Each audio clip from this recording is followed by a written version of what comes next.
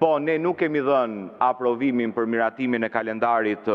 punimeve të kuvendit, se dhe pse jemi 1 muaj nga mbyllja e kësaj legislature, ju mbani të kyçur në zyrtarin tuaj plot 60 nisma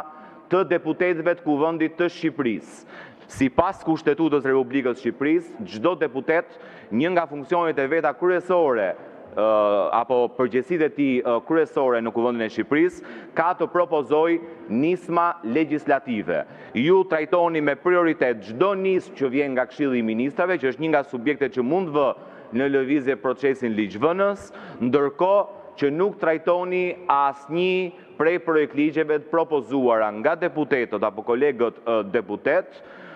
kryesisht të deputetëve të opozitës që kanë të bëjnë me interesin e qytetarëve, duke përfshirë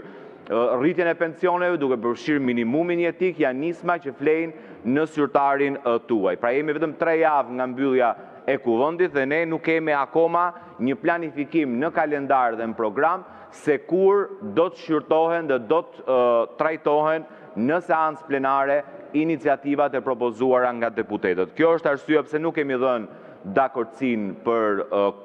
miratimin e kalendarit dhe të programit të punimeve të kuvendit për 3 javët e mbetura dhe kërkoj zonja kryetare, meqense e pas keni hartuar ju programin, të planizoni se kur iniciativat e deputetëve, veçanërisht iniciativat që kanë të bëjnë me interesin e qytetarëve, është në interesin e qytetarëve që të miratohet minimumi jetik brenda kësaj legislature. Është në interesin e qytetarëve që të miratohet rritja e pensioneve brenda kësaj legislature. Është në interesin e qytetarëve që të miratohet ligji për kontrollin e investimeve në Shqipëri, që mos përqendrojnë investimet në 5 duar siç ka ndodhur gjatë tyre viteve që qeverisni ju. Janë gjithë iniciativa në dobi të qytetarëve. Do të jenë prioritet i punës së kuvendit. Edhe sfundmi uroj t'ju ketë shijuar dreka atje në Athinë dhe t'ja ketë vletur që bllokuat punimet e kuvendit Shqipërisë, ndryshe nga sa kishte miratuar seanca plenare. Më vjen mirë që më ndiqni hap pas hapi zoti Bardhi në aktivitetin tim në rrjete sociale,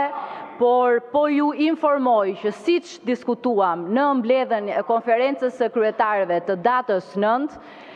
seanca nga data 12 në datë 16 nuk u shty për arsye të pjesëmarrjes time në samitin Ukrainë-Europa Juglindore, por u shty se shumë deputetë të tjerë kishin mungesa në aktivitetet të tjera. Ishte lehtësisht i zëvendësueshme prezenca ime këtu me 2 nënkryetarët e nderuar, zotin Çuçi ose zotin Gjekmarkaj, por në bazë të nenit 7.1 rregullores, kryetari i kuvendit ka për detyrë të kujdeset për mbarvajtjen e seancave plenare dhe veprimtaria të jetë e plotë dhe sigurisht të siguroj kushtet që të gjithë deputetët të jenë pjesëmarrës në seancë. Sa i takon, sigurisht unë nxora udhëzimin për këtë seancë plenare, me vështirësi t'ju them të drejtën, sepse ka vetëm një